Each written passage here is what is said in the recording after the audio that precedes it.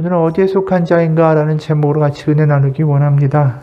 하루만 술을 마시지 않아도 목에 가시가 돋아서 술을 꼭 마셔야 되는 그러한 사람이 있었습니다. 근데 이제 자기가 존경하는 은사님한테 책 한 권을 이 술꾼이 선물을 받았어요. 그래서 술꾼이 밤을 새워서 그 책을 읽었는데 은사님이 주신 책에는 술이 얼마나 해로운지 또 얼마나 독약인지 이런 게 설명이 되어 있었습니다. 이 책을 다 읽고 나서 술꾼이 엄청나게 충격을 받았어요. 그리고 감명을 얻고 굳은 결심을 했습니다. 내가 앞으로 절대로 하지 않겠다. 이걸 또다시 하게 되면 내 자신을 결코 용서할 수가 없다. 나는 맹세코 다시 안 할 거다. 책 읽기를. 이렇게 되는 거예요. 참 술을 끊어야 되는데 책 읽기를 하지 않겠다라고 이야기하는 거죠. 변화가 이렇게 쉽지 않습니다. 변화된다는 게 익숙하다라는 어떤 것을 끊어낸다라는 게 쉽지는 않죠.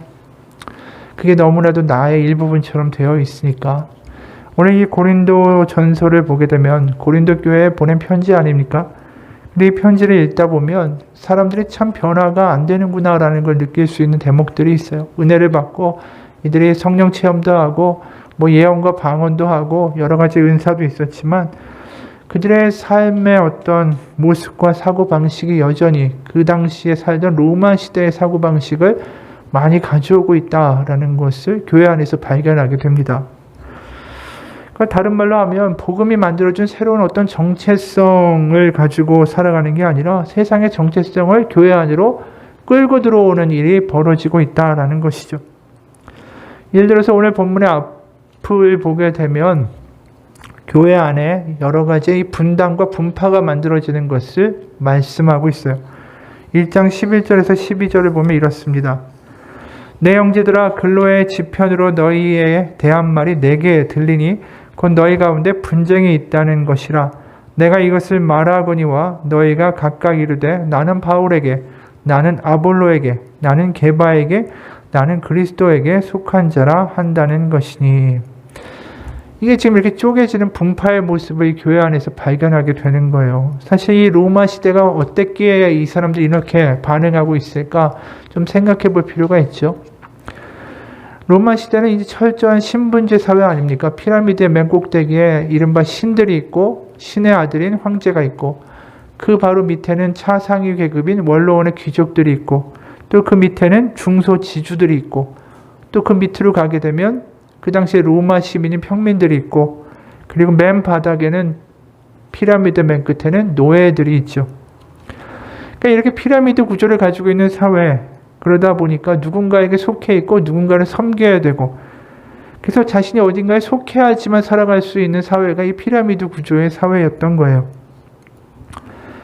특히 로마 시대의 사회학적인 어떤 연구를 통해서 보게 되면 그 로마 사회를 지탱해줬던 가장 큰 힘이 뭐냐 하면 그 후원자, 후견인이라고 불리는 귀족과 거기에 속했던 예속 평민들 간의 아주 결합관계가 굉장히 촘촘했다라는 거죠. 끈끈했다라는 거예요. 예를 들어서 그 자신이 속해 있던 그 귀족, 후견인의 가문이 좀 재정 상태가 어려워지면 그 예속 평민들이 모여가지고 그 귀족을 도와주는 일도 있었고 또 반면으로 예속 평민이 어려우면 그 귀족이 이제 돈을 줘가지고 그 평민을 도와주는 일, 그런 일들도 있어야 된다라는 것이죠. 그래서 예속 평민이 이제 와가지고 내가 새로 사업을 합니다라고 귀족 후견인한테 얘기를 하면 어떻게든 동료 원로원 귀족들한테 부탁을 하든 이야기를 하든 청탁을 해서든 그 사업이 잘 되도록 도와주는 게 그 후견인의 의무였어요. 반대로 그만큼의 어떤 혜택을 얻으면 또 예속 평민은 어떻게 해야 됩니까? 늘 가서 이제 귀족하고 의논하는 거예요. 교육 문제, 혼담 문제, 취직 문제, 소송 문제 다 가서 이제 의논하는 겁니다. 반대로 또 귀족이 어려울 때는 가서 해적에게 잡혔다. 그러면 평민들이 모여가지고 사방으로 쫓아다니면서 탄원도 하고 또 돈도 모아가지고 몸값도 지불하고 또 후견인이 공직에 나가면 그거 찍어주기 위해서 로마 시민이었던 이 예속 평민들이 다 가가지고 몰표를 주고 그렇기 때문에 그 당시에 예속 평민을 얼마큼 거느리고 있느냐가 그 사람의 권세와 정치적 입김과도 아주 밀접한 관계가 있었다라는 것이죠.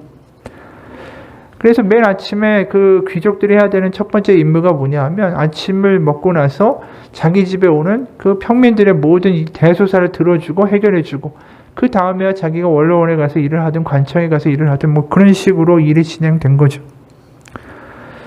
그래서 이 관계가 얼마나 끈끈했는지 전에도 한번 이야기한 적이 있는데, 그 시저의 이야기예요. 시저가 이제 황제가 되지 못했죠. 근데 이제 전쟁을 하면서 가장 이제 높은 자리에 올라가잖아요. 근데 시저를 반대했던 폼페이우스 장군이 있었어요. 시저도 장군이었고, 이제 둘이 싸움을 하게 됐습니다. 근데 뭐 누가 봐도 시저가 우세고 폼페이우스는 지는 싸움이었어요. 그런데 시저의 보좌관이었던 라비엔누스라는 사람이 있습니다. 아주 신뢰받는, 시저의 총애받는 보좌관이었어요. 그런데 이 사람이 시저의 곁을 떠나서 폼페이우스 그 장군 쪽으로 가야 되는 일이 벌어졌습니다. 왜냐하면 이 라비엔누스라는 이 보좌관의 가문이 조상 대대로 폼페이우스라는 이 장군의 그 가문에 속한 예속 평민이었던 거예요.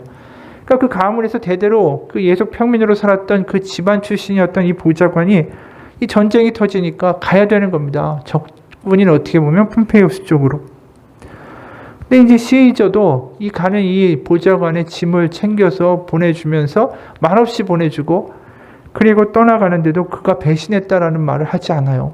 그러니까 얼마만큼 이게 그 당시 사회에 있어서 아주 굉장히 중요한 요소라는 거죠. 후견인, 누군가의 백이 있어야 되고 나는 누군가의 집에 어느 가문에 속한 자다. 내가 평민이든 노예든 어느 가문에 속해 있다라는 게 그 당시 사회에서 살아갈 수 있는 굉장히 중요한 그런 요소라는 것이죠. 그리고 그 가문에 속하게 되면 예속 평민이 되면 어떤 일이 벌어집니까? 경제적으로도 도움을 받고 도움을 주죠. 두 번째로 또 뭐가 있습니까? 그 가문의 문화에도 이제 동화가 되는 거죠. 가장 또 중요한 건 뭐냐 하면 후견인이 섬기는 신이 예속 평민의 신이 되는 거예요. 그러니까 후견인이 섬기는 신과 다른 신을 섬길 수가 없는 거죠. 그러니까 그 하나의 커다란 그 예속 평민까지 포함한 커다란 가문 안에는 하나의 문화로, 하나의 소속으로, 하나의 어떤 동질감으로 묶여버린다라는 겁니다. 그래서 실제로 심지어는 그 후견인 가문의 이름을 따가지고 자식의 이름을 짓기도 하고, 노예인 경우에는 어땠냐 하면 노예가 이제 평민으로 해방이 되면 100% 다 그 주인의 성을 따라서 자신의 성씨를 붙이고 자유인이 됐어요. 그러니까 결국 누군가의 어느 가문에 속해 있느냐가 자신의 평생의 정체성을 좌지우지하는 굉장히 중요한 것이다라는 것이죠. 그러니까 그러한 관습 속에서 살다 보니까 고린도 교회 사람들이 이제 교회에 들어왔잖아요. 그럼 자기가 누군가에게 속해야 되는 거예요. 어느 가문이나 어느 파든 어떤 인물한테 속해서 나는 그 사람에게 충성을 바치고 그 사람은 나를 돌봐주고, 그런 암묵적인 관계 형성을 본의 아니게 이들이 가서 하게 되는 겁니다. 그러다 보니까 교회 안에서 나는 바울에게, 나는 아볼로에게, 나는 게바에게 뭐 이런 식의 이야기가 나오는 거죠. 그 다른 말로 바꿔 이야기하면 나는 바울이 믿는 신을 믿는다. 그러니까 신, 하나님을 직접 믿는 게 아니라 바울이 믿는 신을 믿는 거예요. 나는 베드로가 믿는 신을 믿는 거고, 나는 아볼로가 믿는 신을 믿는 것이고. 그러다 보니까 이들이 그 사회에서의 습성을 그대로 가지고 교회에 와서 지금 일을 벌이다 보니까 이 자신의 정체성이 근본적으로 그리스도에게 속한 것이다라는 그 복음의 본질을 자꾸만 잊는 거예요. 복음이 무엇인지 몰라요. 그냥 바울이 믿는 신을 믿는 거고, 아볼로가 믿는 신, 또 뭐 게바가 믿는 신을 믿는 그런 간접적인 신앙이 되고 있는 거죠. 복음이 뭔지를 알아야, 자신이 그리스도가 누구인지를 알아야, 그래야 자신의 신앙이 제대로 설 텐데 뭔가 문제가 있다라는 거예요. 근데 이런 정체성의 싸움이라는 게 이 사람들에게만 나타나는 게 아닙니다. 우리는 누구나 소속하고 싶어져요. 누군가에게 속하고 어느 집단에 속하고, 거기에 속함으로 내가 어떤 사람인지를 세상 가운데 이야기할 수 있기 때문이죠. 그렇기 때문에 우리가 사는 인생을 어떻게 보면 간단하게 말해서 어디에 소속감을 갖기 위한 싸움이라고 말할 수 있습니다. 대기업을 다니던 사람들이 회사에다가 충성을 바치죠. 내가 그 회사의 뭐 부장이다, 이사다, 과장이다, 차장이다. 어떤 그런 소속감과 인정을 받기 위해서 애쓰다가 어느 날 갑자기 퇴직하거나 명퇴를 하게 되면 그 순간에 가장 큰 위기가 와요, 인생에. 무슨 위기냐면 정체성의 위기예요. 내가 여태까지 그거에 속해서 그 정체성으로 살았는데 어느 순간 아무것도 아닌 사람이 되어버릴 때, 내가 어느 회사의 뭐 대기업의 과장이다, 이사다, 부장이다, 이런 것들이 다 사라지게 될 때 어떻게 해야 될 줄을 모르는 거예요. 익숙했던 세상이 하루아침에 사라지는 거죠. 자기가 소속했던 그 집단이 사라지는 거예요. 그러니까 아이들도 마찬가지예요. 가족들과 함께 살 때는 자기가 누구의 아들, 누구의 딸이라는 분명한 정체성과 소속감이 크죠. 그리고 그걸 가지고 살아가요. 그런데 이제 뭐 대학을 지방으로 간다든가 아니면 군대를 간다든가 직장에 들어가게 되면 이 가족하고의 거리가 생기면서 자신에겐 또 다른 집단의 소속감과 정체성이 굉장히 중요해져요. 왜냐하면 자신이 직장에서 많은 시간을 보내게 되면 내가 보내는 그 시간을 보내는 집단에서의 인정을 받고 너는 우리의 일원이야 라는 소속감을 받는 그 인정이 너무나도 중요한 욕구로 다가오기 때문이죠. 그러다가 자신이 정말 속하고 싶은 소속감을 느껴야 되는 그 집단에서 왕따가 되거나 아니면은 거기서 무시를 당하거나 그렇게 되면 어느 순간에 우울해지고 자신의 인생이 정말 아무것도 아닌 것 같은 생각이 들기 시작하는 거예요. 그러니까 우리의 우울감이나 좌절감이 많이 느껴지는 게 뭐냐면 나의 소속감이 무너질 때, 나의 정체성이 무너질 때, 그럴 때 많이 동요하게 되는 것이죠. 그러니까 결국 세상은 우리가 어디에 속하고 어디서 소속감을 느끼며 거기서 의미를 찾아가는가에 결국 싸움이 되는 것인데 그러다 보니까 더 좋은 학교에 속하고 싶고 또 명문대 학생이라는 어떤 정체성을 가지고 싶고 대기업에 소속하고 싶고 그 다음에 또 승진하는 사람들의 명단 사이에 끼고 싶고 이런 한두 끝도 없는 정체성과 어떤 소속감, 그 그룹 안에 속하고자 하는 그런 욕구의 싸움들을 우리가 계속 해나가는 것입니다. 그러니까 결국 이런 싸움을 하는데 실패하게 되면 문제가 생기는 거죠. 1950년대 미국의 인디언 보호구역에서 자라던 젊은이들이 있었어요. 근데 이들이 마약이나 그리고 알코올 중독에 빠지고 폭력 사태에 휘말리는 일들이 너무나도 많았다고 해요. 그래서 미국의 심리학자가 이게 도대체 왜 이럴까? 보통 백인 청소년들과 다르게 왜 인디언 보호구역에 있는 청소년들이 이런 문제가 더 심각할까? 그래서 그 보호구역에 들어갔어요. 그리고 관찰을 시작했습니다. 관찰을 시작하고 나서 첫 번째 발견한 게 뭐냐면 인디언 보호구역에서 아이들이 다니던 학교의 선생님들이 다 백인이었다라는 거예요. 그래서 아이들이 선생님한테 지적받을 때 이런 말을 들었습니다. 너희는 왜 자꾸만 인디언 짓을 하느냐. 그렇게 꾸짖음을 당했어요. 그런데 이 아이들이 또 반대로 집에 가면 부모들이 뭐라고 하냐면 너 왜 이렇게 백인 흉내를 내느냐라고 지적당한 거예요. 그러다 보니까 아이들이 혼란이 생기고 아이들이 혼나지 않으려고 인디언 색깔도 아니고 백인 색깔도 아닌 자기 정체성이 드러나지 않는 애매한 행동들을 하게 된 거예요. 그러니까 소속이 사라진 거예요. 그러다 보니까 자신이 누군가에 대한 분명한 그런 자존감이나 자아인식이 없다 보니까 마약에 손을 대고 알코올 빠지고 그 다음에 폭력 사태까지 이르는 이런 일들이 있었다. 그게 이 연구의 결과예요. 그러니까 고린도 교인들이나 우리들이나 다 결국은 어딘가에 속해서 안정감을 찾아야 그 족하고 만족하는 사람들, 그런 사람들의 모습들을 가지고 있다라는 거죠. 그게 우리가 세상을 살아가는 방식이고, 그래서 이제 교인들이, 고린도 교회 교인들이 나는 바울파고 개바파고 이러면서 이제 누구의 파벌 안에 속했다라는 그러한 본질적인 자신들의 소속감의 싸움을 시작할 때 이게 지금 우리 신앙 믿는 사람들 사이에서도 드러날 때가 많아요.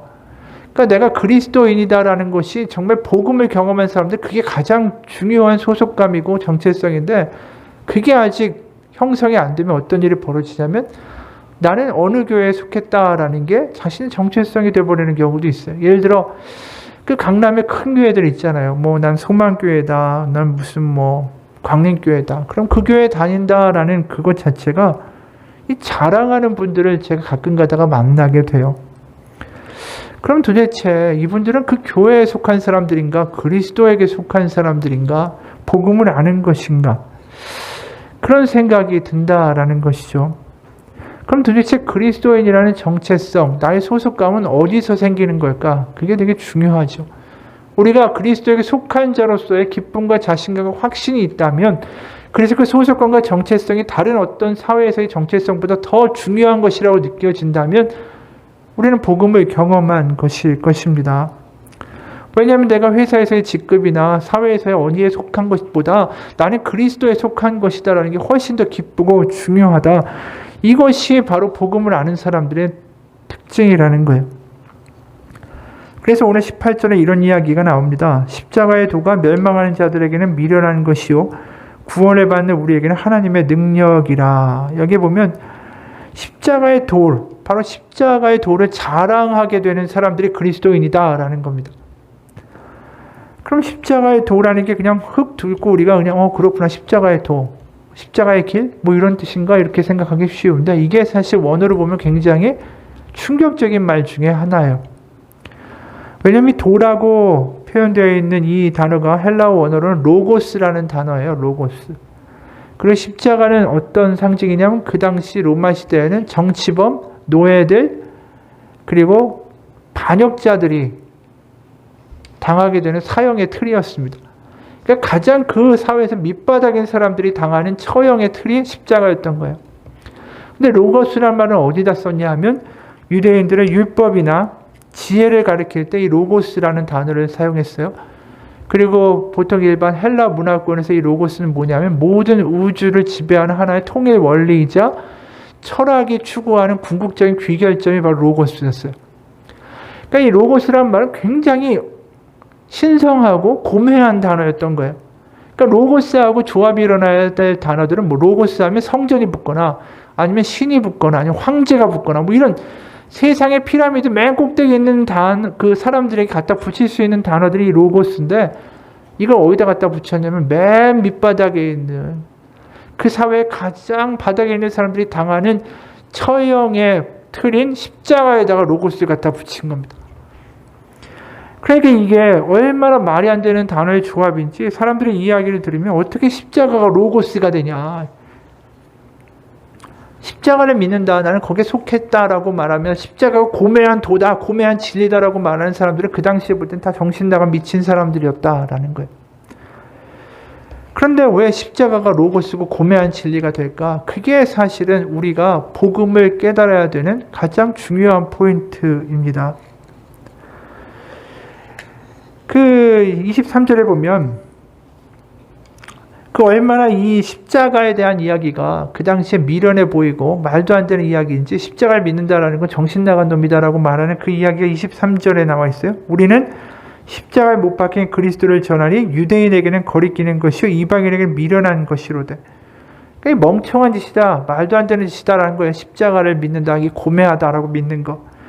그래서 21절에 보면 이 십자가를 전하는 것 자체가 얼마나 세상에서 어떻게 보이는가? 21절, 하나님께서 전도에 미련한 것으로 믿는 자들을 구원하시기를 기뻐하셨도다. 이 전도하고 이 십자가를 이야기하는 게 세상에서 다 미련하고 멍청하다는 이야기를 듣는 일이다라는 거예요. 그러나 24절에 보면 오직 부르심을 받는 자들에게는 유대인이나 헬라인이나 그리스도는 하나님의 능력이요 하나님의 지혜니라. 결국 그리스도는 십자가에 죽고 부활하신 분 아닙니까? 이 십자가가 하나님의 지혜고 결국은 능력이다라는 거예요. 그게 경험이 되십니까? 십자가가 나에게 능력이고 나에게 하나님의 지혜다. 그걸 경험할 수 있다면 우리는 그리스도인이라는 정체성이, 소속감이 너무나도 기쁜 사실로 와닿을 수 있는 것인데, 왜 이 십자가, 바로 이게 하나님의 능력과 지혜가 될까? 그것은 바로 십자가라는 것 자체가 저 멀리서 네가 잘해서 이 위로 올라와라, 그리고 네가 경건해지고 더 거룩해져서 네가 좀 달라져서 깨끗해지고 더 사회에서 능력 있는 사람이 될 때 너는 나에게 더 가까이 올 수 있다라는 그 피라미드 맨 꼭대기에 있는 신을 거부하는 이야기이기 때문에 그래요.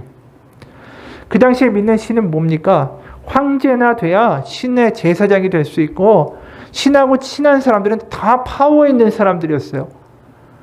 결국 신이 나에게 힘과 권능을 줬고 나는 그 신을 섬기는 제사장이다, 나는 신하고 가깝다, 바로 그 세상의 생각에 대하여 가장 뒤집는 이야기가 바로 십자가의 이야기라는 것입니다.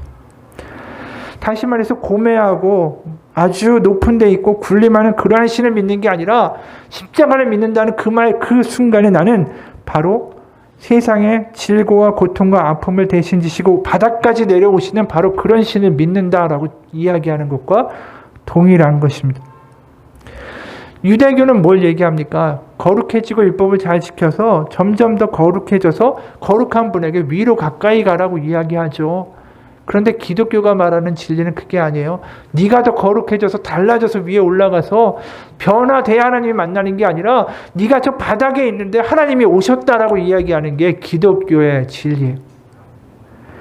그러니까 내가 망가지고 못나고 부족하고 세상에서 보면은 형편없는 사람이다 할지라도 이 바닥에 오신 예수 그리스도가 나를 만나주시고 너는 내 것이다라고 이야기해 주시고 나의 곁에서 나의 손을 잡아주신다. 그게 바로 기독교가 말하는 십자가의 복음의 본질이다라는 것입니다. 어떤 교수님이 자기 경험을 이렇게 고백한 걸 본 적이 있습니다. 나는 아마도 1980년대쯤에 한 영어 소책자를 읽게 되었다. 거기에 이런 글귀가 쓰여져 있었다. 그분은 우리를 있는 그대로 사랑하십니다. 그분은 우리가 더 악해진다고 할지라도 변함없이 우리를 사랑하실 것입니다. 만일 우리가 날마다 더 타락하고 반항한다고 할지라도 변함없이 완전한 사랑으로서 우리를 사랑하실 것입니다. 이 내용을 접하고는 가슴이 미어지고 눈에서 눈물이 쏟아져 나왔다. 그때 나는 강서구 신월동 쪽에서 살았는데 서대문으로 나가는 버스를 타자마자 생긴 일이라 버스 안에서 나는 내내 눈물을 막을 수가 없었다. 하나님의 무조건적인 사랑, 그 사랑에 대한 내용은 신학 서적을 통해서 배웠지만 오히려 이 소책자가 던지는 감동과 감격이 나에게는 더 큰 은혜로 다가왔다. 이분의 이야기가 뭡니까? 지금 십자가를 믿는다라는 건 내 스스로 거룩해지고 내 스스로 뭐 달라지고 내가 더 나아질 수 없다라는 고백을 할 때에 바로 이곳까지 내려오신 주님을 만나게 될 때 그게 얼마나 감사한지 모릅니다. 그게 십자가를 경험한 사람들의 은혜라는 거예요. 우리가 연약하고 내가 부족하고 세상에 무시당한다 할지라도 십자가라는 그 말 한마디가 와, 하나님이 이 바닥까지 그 아들을 내려보내셨구나. 그리고 그곳에서 나를 하나님의 자녀라고 부르시기를 멈추시지 않는구나. 내가 하는 게 아니라 그분이 하셨구나. 그게 십자가의 이야기예요. 하나님이 하시지 않으면 우리는 가능성이 없다. 하나님이 내려와 주시지 않으면 우리는 나아질 수 없다. 하나님이 내 이 바닥까지 오셔서 나를 내 아들이라고 말씀하시고 내 딸이라고 말씀하시지 않으면 나에게는 어떠한 가능성도 없다. 그걸 분명하게 경험한 사람들이 십자가가 기쁨이 되는 거예요. 십자가가 아직도 그냥 그렇고 그냥 교회 가면 이렇게 잔인하게 십자가가 달려있을까? 그렇게 멀리 느껴진다라고 이야기하고 생각이 든다면 아직도 내가 좀 괜찮은 사람이라고 믿기 때문이에요. 십자가가 기쁨이 되는 건 내가 참 부족하고 연약한 사람이다.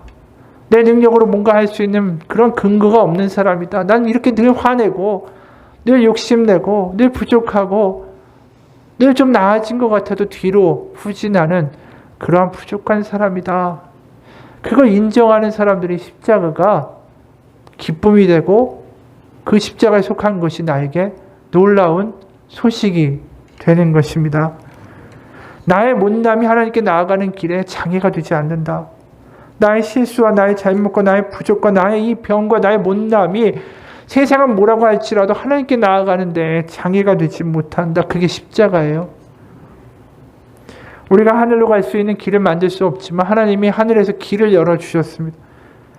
이런 글 하나를 소개하죠. 우리가 큰 고통과 불안에 놓여 있을 때 바로 은혜가 우리에게 다가옵니다. 우리가 무의미와 공허한 삶의 어두운 골짜기를 걸어갈 때 은혜는 우리에게 다가옵니다. 우리가 사랑했던 혹은 우리는 이제는 너무나도 멀어져 버린 다른 이의 삶에 상처를 입혀서 또 우리가 어느 때보다 더 깊은 소외를 느끼고 있을 때 은혜는 우리를 찾아옵니다. 자기 자신에 대한 역겨움과 무관심과 유약함과 적대감과 방향감각과 평안의 상실이 도저히 참을 수 없게 되었을 때 은혜는 우리에게 부딪혀 옵니다. 여러 해가 지나도록 우리가 고대하던 완벽한 삶이 나타날 기미가 보이지 않고 수십 년 동안 그래왔던 것처럼 옛 욕망이 우리를 지배하고 절망이 모든 기쁨과 용기를 사라지려 하게 할 때 은혜가 우리를 두드립니다. 그때 그 순간 한 줄기 빛이 우리의 어둠을 찢고 들어오며 마치 어떤 음성이 들리는 것 같습니다. 너는 받아들여졌느니라. 너보다 크신 어떤 분이, 너는 아직 이름도 모르는 그분이 너를 받아들였노라. 그저 아무것도 하지 말고 그것을 받아들여라. 오직 네가 받아들여졌다라는 사실만을 받아들여라. 이런 일이 일어날 때 우리는 은혜를 경험합니다. 이게 이분의 글이에요. 아주 극단적인 이야기처럼 보일 수도 있습니다. 그런데 우리가 아무리 강한 척하고요, 우리가 괜찮고 하루하루 습관적으로 살아가면서 뭐 사는 게 그런 거지라고 살아갈 수 있지만요, 결국 어느 순간에는 이러한 상황에 우리는 부딪히게 돼요. 우리가 병에 걸리거나 아니면 우리가 좌절하거나 우리가 잘 나가는 것 같지만 어느 순간 나락으로 떨어질 때, 그때는 아무것도 아닌 것 같을 때, 그때 우리는 십자가가 얼마나 은혜인지 알게 됩니다. 하나님이 길을 열어주셨다. 하나님이 하시지 않으면 되지 않는다. 고린도 교회에도 그러한 십자가의 복음이 경험돼야 되는데, 아직 이 사람들이 세상에 물이 아직도 덜 빠졌죠. 그러면서 그리스도의 십자가의 복음이 무엇인지 경험해야 되는데, 그러면서 사도 바울이 뭐라고 이야기합니까? 십자가가 왜 복음이 되는가? 26절부터 28절 보면, 형제들아 너희를 부르심을 보라. 육체를 따라 지혜로운 자가 많지 아니하며 능한 자가 많지 아니하며 문벌 좋은 자가 많지 아니하도다. 그러니까 그 당시에 출세하고 세상의 피라미드의 꼭대기에 올라가 있는 사람들이 별로 없다라는 거예요. 그리고 가문, 백 없는 이들이 너희들 가운데 많지 않느냐. 27절 그러나 하나님께서 세상에 미련한 것들을 택하사 지혜 있는 자들을 부끄럽게 하려 하시고 세상에 약한 것들을 택하사 강한 것들을 부끄럽게 하려 하시며 하나님께서 세상에 천한 것들과 멸시받는 것들과 없는 것들을 택하사 있는 것들을 패하려 하시나니. 결국 하나님이 이 땅 가운데 정말 우리가 우리의 능력으로 할 수 없다라는 진정한 고백을 할 수밖에 없는 사람들, 그 사람들 가운데 하나님이 다가오시는 것을 이들이 경험하게 되었다라는 것이죠. 결국 이 말이에요. 복음은 뭐냐 하면 내가 얻어야 하는 자격과 정체성과 소속감을 하는 싸움을 내가 얻고자 하는 싸움이 아니라 우리가 해야 되는 싸움은 이미 주어진 예수 그리스도의 복음에 소속되어 살아가는 싸움을 하는 거예요. 그러니까 얻어야 되는 정체성과 얻어야 되는 소속감이 아니라 이미 주어진 소속감을 기뻐하며 그 안에 거하는 싸움을 하라고 지금 이야기하는 것입니다.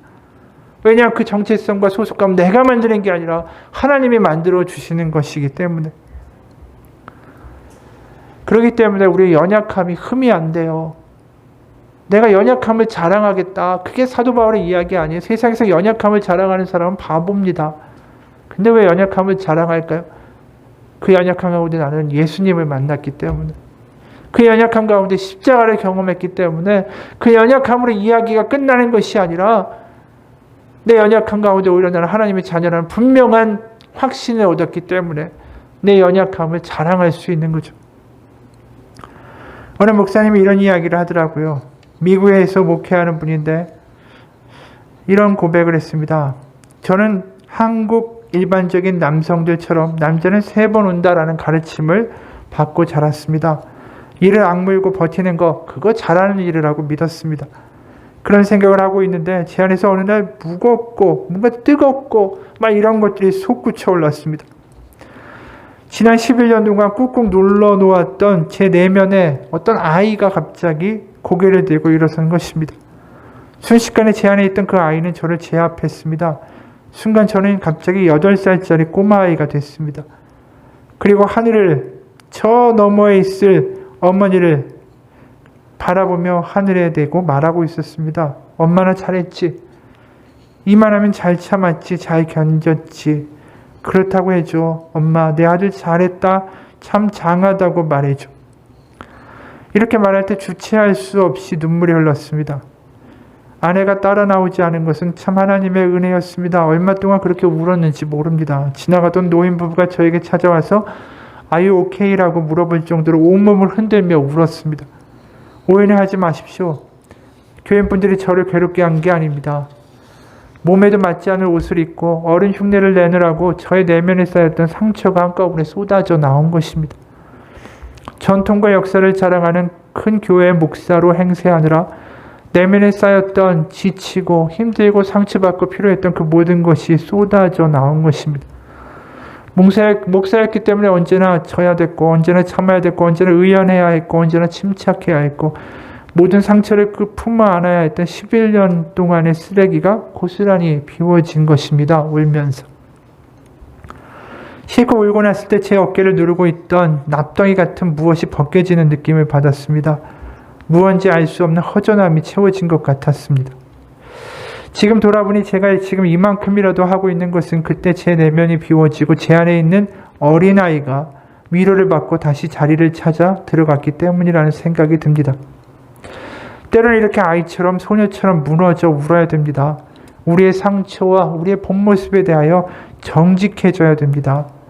자신들을 너무 몰아세우지 마십시오. 여러분은 그렇게 강한 사람이 아닙니다. 그렇게 강해질 필요도 없습니다.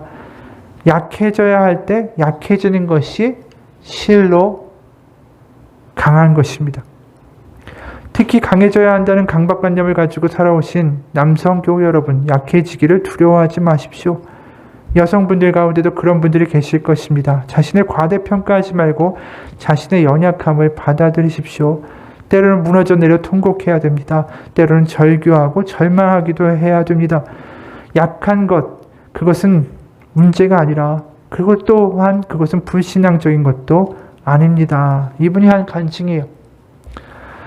이 이야기를 보면서 무슨 생각이 드냐 하면 우리가 세상에 얼마나 강해 보이려고 애쓰고 살아가는지, 괜찮은 척하며 살아가려고 얼마나 애쓰는지, 때로는 멍하게 살아가려고 애쓰는지, 그냥 덮고 살려고 애쓰는지, 하지만 그 내부에 있는 우리 안에는 어린아이처럼 멍들고 지쳐가는 아이가 있다라는 거예요.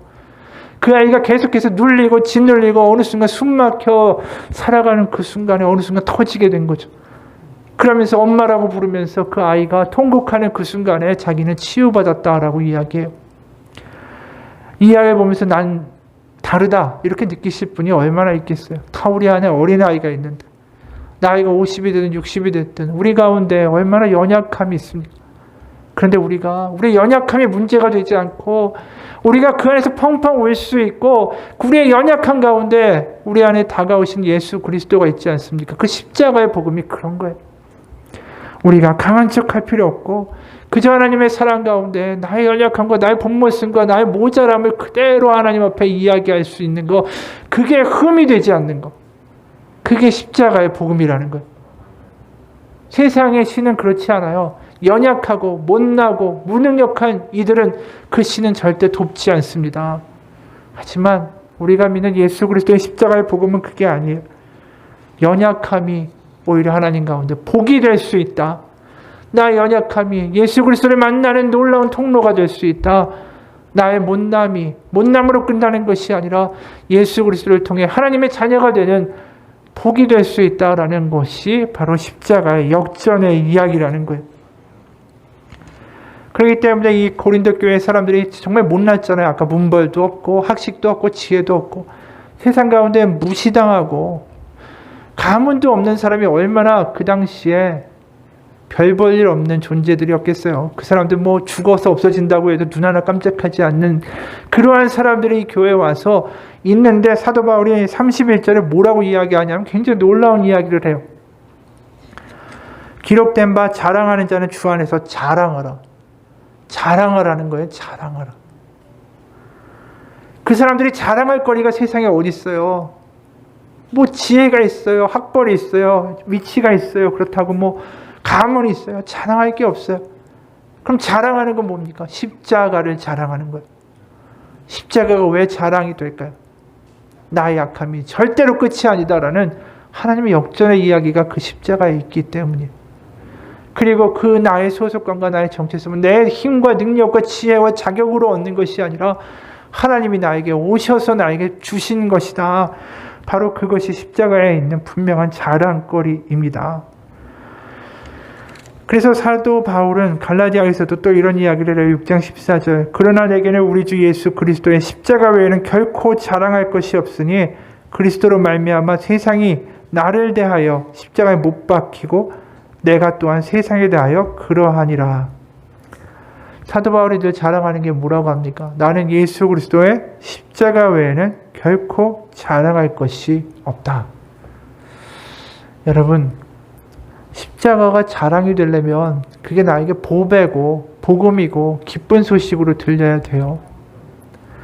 세상에서 돈 자랑하는 사람들 굉장히 많죠. 명예 자랑, 좋은 직장 갔다, 뭐 자식이 똑똑하다, 자식이 의사다, 내가 좋은 차를 탄다, 자랑하는 사람들 얼마나 많아요. 왜? 그게 기쁘고 그게 보배처럼 느끼니까 자랑하는 거잖아요. 그러면 십자가가 나에게 그렇게 보배같이 느껴지십니까? 이게 정말 자랑할 것, 내가 세상에 대한 이야기할 만한 것, 그렇게 나에게 느껴지는가? 보배처럼 느껴져야 자랑할 수 있다라는 것이죠. 우리 한번 생각해 보기 원합니다. 복음이 정말 나에게 복음인가? 그것을 확인할 수 있는 길은 내가 십자가를 자랑할 수 있는 사람인가? 거기에 달린 거예요. 어느 시인이 이렇게 노래해요. 집 없이 추운 이여, 바로 그분도 집이 없었습니다. 노동에 지친 이여, 그분도 괴로운 노동자였습니다. 인정받지 못하는 이여, 그분도 자기 땅에서 배척당했습니다. 배신에 떠는 이여, 그분도 마지막 날 친구 하나 없었습니다. 쓰러져 오는 이여, 그분도 영원한 현실에서의 실패자였습니다. 그분도 그랬습니다. 그러나 그분에게는 믿음이 있었습니다. 포기하지 않은 희망이 있었습니다. 피투성이로 품은 사랑이 있었습니다. 그것을 온몸으로 끌어안고 패배와 죽음까지도 끌어안고 마침내 예수 그리스도 그분이 사랑으로 이루어낸 것입니다. 우리의 삶에서 십자가가 과연 자랑인가? 십자가가 나에게 역전의 이야기인가? 내가 못나고 실수하고 내가 부족해도 오히려 미련한 나, 약한 나, 천시하고 멸시받는 나, 없는 나를 그분이 오히려 택하셨다고 말씀하신다. 그 역전의 이야기가 자랑거리가 되고 감격이 되기를 주님의 이름으로 축원합니다. 그래서 내가 나중에 십자가를 자랑한다는 이야기는 다른 게 아니에요. 내 연약함과 내 상처와 내 과거를 너무나도 당당하게 이야기할 수 있는 거예요. 왜요? 그게 그 결말로 끝나는 게 아니라 바로 그곳에서 오히려 십자가의 역전의 이야기가 있고 내 과거와 못난 것, 상처와 부족한 것, 연약함에도 오히려 하나님이 그때 나를 만나주셨다고 이야기할 수 있는 자랑거리가 되기 때문에 주님의 역전의 이야기가 내 인생의 결말이 되기 때문에 자랑할 수 있는 거예요. 우리의 삶 가운데 지금 삶의 위기에 있다면 이때가 십자가의 복음을 경험할 때입니다. 바로 십자가를 경험하고 그것을 자랑하는 삶의 놀라운 역사들이 경험되는 하루하루 되시길 주님의 이름으로 축원합니다. 우리 잠깐 각자 기도하겠습니다.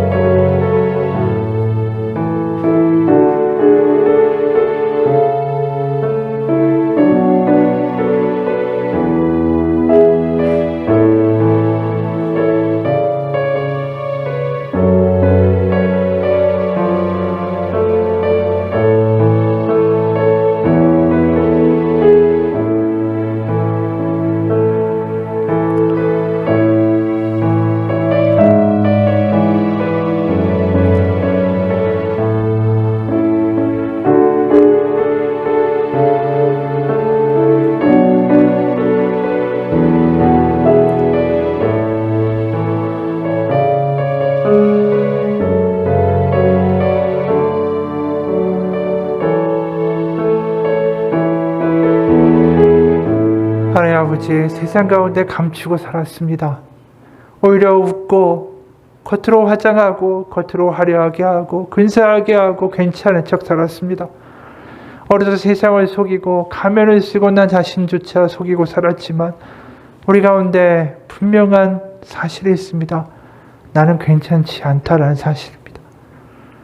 무거운 짐을 지면서도 가장이라는 이름 가운데 담대하고 센 척했지만 우리 마음 가운데 지쳐가는 삶의 순간들이 얼마나 순간순간 닥쳐오는지 모릅니다. 하나님, 괜찮지 않습니다. 힘이 들고 지치고 낙담하고 아픕니다. 바로 그 고백을 우리가 하나님 앞에 할 수 있는 것, 그것은 바로 십자가가 있기 때문입니다. 우리의 연약함과 괜찮지 않음과 우리 가운데 눌러놓았던 어린아이와 같은 모습들이 모두 다 하나님 앞에서 예수 그리스도의 십자가의 복음 안에서 치유받고 고침받고 위로받고 다시 살아갈 수 있는 용기를 얻는 우리의 삶이 되기를 소원합니다. 그리스도의 십자가의 복음, 역전의 복음, 바로 그 복음이 나의 것이 되고 그래서 세상 가운데 자랑할 수 있는 우리의 삶이 되기를 하나님 원합니다. 하나님 역사하여 주옵소서. 살아계신 우리 주 예수 그리스도의 이름 받들어 기도합니다. 아멘. 우리 다 같이 일어나서 하나님